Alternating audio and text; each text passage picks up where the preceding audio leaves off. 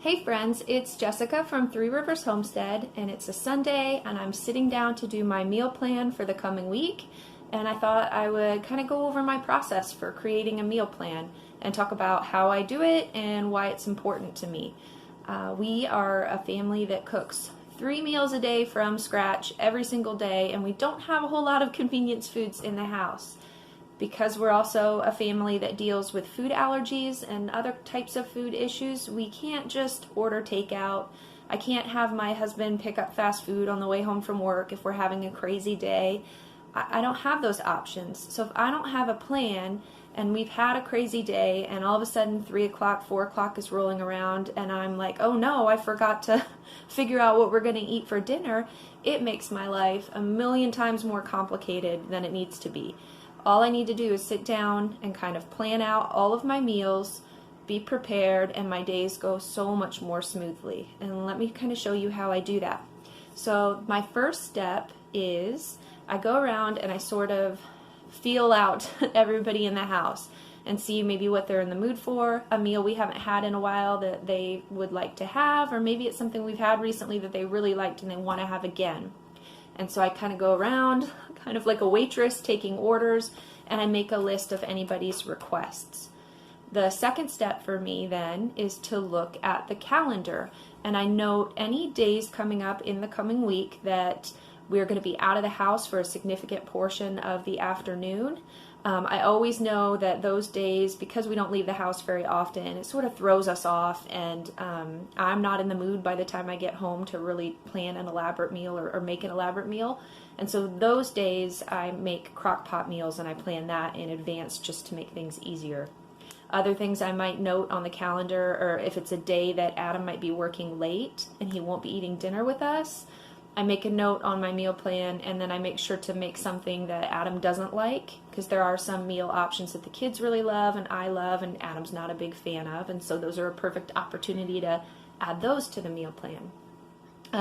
So once I've looked at the calendar, I kind of make a note of those situations, and then my third step is to look in the fridge, or if it's a growing season, I go look in the garden to see what's abundant or what we might have just recently harvested and I have a lot sitting around, and I want to try to incorporate those items as much as possible to use those up for the week's meal plan.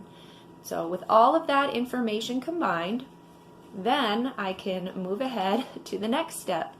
My fourth step is I get out all my recipes. I keep them in a little basket here, and I kind of go through. If someone said they're craving something with pumpkin, or they want pumpkin muffins, I'll go through my recipes and pull out the pumpkin muffin recipe, or maybe look if I have something that's like a pumpkin muffin that we haven't had in a while, and I'll pull that out. If I know we have lots of apples or lots of butternut squash on hand that I need to use up, I'll go through my recipes and try to find those items in there. And sometimes just in going through and kind of shuffling through the recipes, I'll find little things that we haven't had in a while that sound good, and it'll kind of spark some inspiration, and I'll add things to the menu plan from there. So those are the first steps. Ask your family what they want for the week. Check your calendar to make sure that your plan is going to be realistic with what you have scheduled. The third step is check the ingredients that you have on hand. And then the fourth step would be take all that information, go through your recipes, and start to come up with a plan. Now let me show you what, I just use a simple sheet of paper, nothing fancy to do my planning, but let me show you what I'm doing here. So as I mentioned, this is nothing fancy for my planning. I'm just going to write down for each day what we're going to have for breakfast, lunch, and dinner. For us, it works to only plan Monday through Friday. Weekends, when my husband's home, he likes to be a little more spontaneous, and he may wake up one day and say, hey, honey, it's sunny out. I really want to grill out. Or he may say, oh, let's have a slow morning and do a brunch instead of doing a big breakfast. And so planning is sort of a waste of time when we want to be more spontaneous. But Monday through Friday, when I'm home alone with the kids, this is what I need to do. So I'm going to start filling in my breakfast, lunches, and dinners. And then over here on the side, later on, I'll show you what I need to do to plan to help make the next day's meals happen a little more smoothly. Okay, and so I went ahead and filled everything in. I took into account a couple requests from children, like waffles. Someone requested waffles, and I knew Fridays are our slowest morning because we don't do school on Friday, so that's a good day for waffles because they take a little longer. And then I had a child that wanted pumpkin muffins. A couple kids requested hamburgers and fries, and so I went ahead and added those in.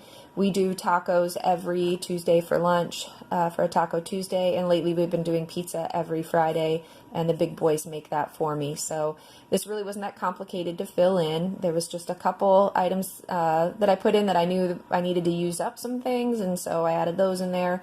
And then on Tuesday, I knew that we were going to be out of the house to go vote, and so I'm going to make a lasagna for dinner that I can make ahead on Monday night so that Tuesday afternoon I can just pop that right into the oven and have dinner taken care of for me. So then you see I have my meals listed here, and then on the other side so Monday I'll cross off as I make my meals, and then Monday night I have a list here of things that I need to do to prepare for the next day's meals. That's a huge tip. And I know at the end of the day, you've already cooked 3 meals, you've, given baths to all your children, and everybody's in bed, and the last thing you want to do is get back in the kitchen and do work. But it's the biggest gift that I can give myself as a mom that does a lot of from scratch cooking, is to take just an hour the night before and to prepare some things ahead of time to make the next day go more smoothly. So that list on the side of my meal plan includes things like soaking my grains. It's important for nutrition to soak your grains, not soak your brains. My brains feel soaked, but soak your grains. It helps you digest them more easily. It breaks down the phytic acid in the grains so that you absorb the nutrients better. And also it makes the items cook a lot faster. And so I take that time to kind of look at what I need to soak for the next day. I pull any meat out of the freezer that needs thawed, and I get that in the fridge to get that started thawing. I'll even, for our breakfast, I'll make ahead the pancake batter or make the muffins so that in the morning, let's say if I'm making pancakes, the batter's already ready. All I have to do is heat up my pan and start scooping, and it makes that morning go so much more smoothly. So do yourself a favor. If you're a busy mom, just take an hour each evening as you're straightening up your kitchen, getting ready for bed. Just do some soaking, pull some meat out, get everything organized and ready that you can for the next day, and your day will just go so much more smoothly. And so like tonight, I know that we're going to have oatmeal on tomorrow morning, on Monday morning. I always like to do oatmeal on a Monday morning because Mondays can be very kind of crazy getting back into the swing of school after the weekend, and oatmeal is such an easy meal to make. So I just know that tonight I need to make sure my oats are soaked so that they'll be ready to cook in the morning. A couple tips to make meal planning a little more easy for you. What works for me is to just plan for the main course, the main dish. Usually the protein source. That's what I plan the entire meal around. So if I'm going to have beans, beans are what I start with. If I'm going to make a roast, that's what I put on my meal plan. I don't necessarily plan every little side dish that I'm going to make. It feels a little less restrictive that way. So, if I wake up on Friday and I know on the meal plan that I have roast chicken, then I can say, oh, well, mashed potatoes sound good tonight to make with it. I can get a little more spontaneous with the side dishes, and that's a good way to just use up the vegetables that I have in the fridge that day. So it really simplifies meal planning if you just plan the main protein source and then kind of go with the flow for the rest of it based on whatever you need to use up in your fridge or from your garden or whatever else. And like I said, just doing 5 days at a time, or if you're someone who meal planning feels restrictive, maybe just do 3 days at a time and then reevaluate after 3 days and do another 3 days. You don't have to do an entire month's worth or even an entire week's worth of meals at once if you're someone that doesn't like to be that restricted and have to follow such a regimented plan. So I hope this could be helpful in some way to someone out there who has struggled with meal planning and just kind of didn't know how to get started doing it. This is just the method that works for me. Like I said, I cook 3 meals a day, 7 days a week, and I have to be organized, especially, like I said, as a homeschool mom. I'm so busy during the day tending to all of the children and getting the homeschool lessons in. I can't take the time to stop and think about what I want to make for lunch that day. I need to already have it planned out and ready to go so that I can just get it in the oven or get it on the stove while I'm in the middle of maybe teaching a lesson. This has been, since I've started meal planning, it has been a huge time saver, and it has made my life so much less stressful. So I can't encourage it enough. If you're interested in seeing some of my recipes or seeing more of my meal plans, I save them all every week in my highlights on Instagram. My handle there is 3 Rivers Homestead, and make sure you're following us there, and you can see more recipes and kind of meal ideas and how this all comes together every week. So I hope that you're having a great day, and that your coming week will be blessed, and we'll talk to you again soon. Bye.